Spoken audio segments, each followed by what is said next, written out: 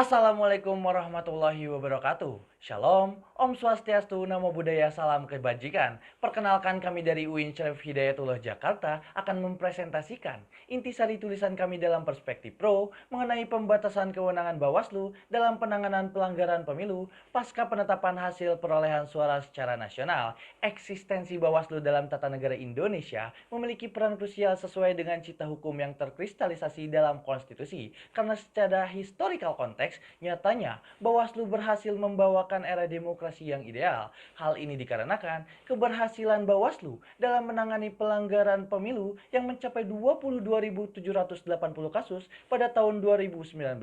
Namun, Bawaslu masih menuai diskursus terkait kewenangannya dalam menangani pelanggaran pasca penetapan hasil pemilu nasional yang menuai problematika dan berimplikasi pada ketidakpastian hukum, sehingga menimbulkan suatu urgensitas untuk merekonstruksi kewenangan Bawaslu sebagai bentuk ius constituendum dari penyelenggaraan pemilu.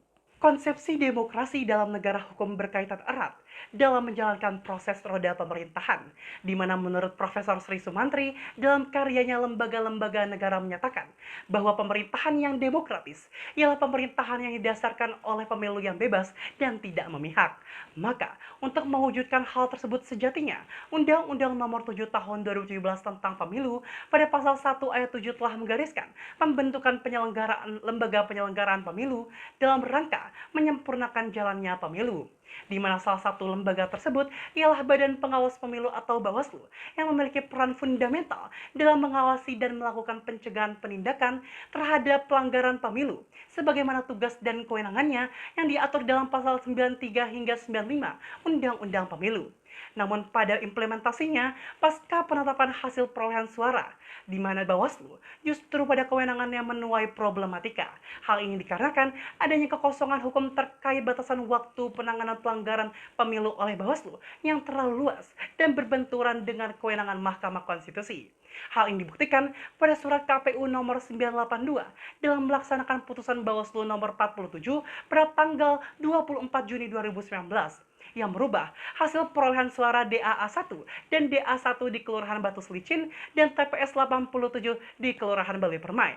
Padahal Dewan Juri yang terhormat, sebelum dikeluarkannya putusan Bawaslu tersebut pada perkara yang sama masih dalam proses persidangan di MK, sehingga hal ini menimbulkan satu adanya tumpang tindih putusan dan kewenangan antara kedua lembaga dan mengakibatkan ketidakpastian hukum.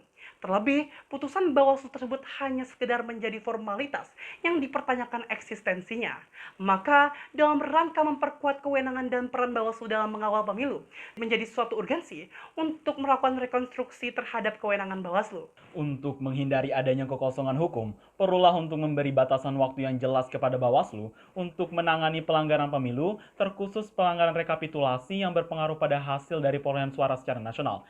Jika kita bercermin pada negara Ekuador yang memberikan batasan waktu yang jelas kepada lembaga penyelenggaraan pemilu negaranya, yakni Tribunal Contencioso Electoral atau TCI, di mana pasca pemungutan suara sampai penetapan hasil pemilu secara nasional, TCI berkewajiban menangani laporan ataupun aduan pelanggaran pemilu paling lama 14 hari setelah pemungutan suara. Namun pasca penetapan hasil secara nasional, TCI tidak lagi bertindak sebagai pengawas maupun penindak pelanggaran pemilu, melainkan sebagai pemberi keterangan pembuktian pelanggaran pemilu di peradilan pemilu yang dilakukan oleh Consejo Nacional Electoral. Hal ini akan memberikan kepastian hukum kepada masyarakat dan lembaga pemilu di negara tersebut.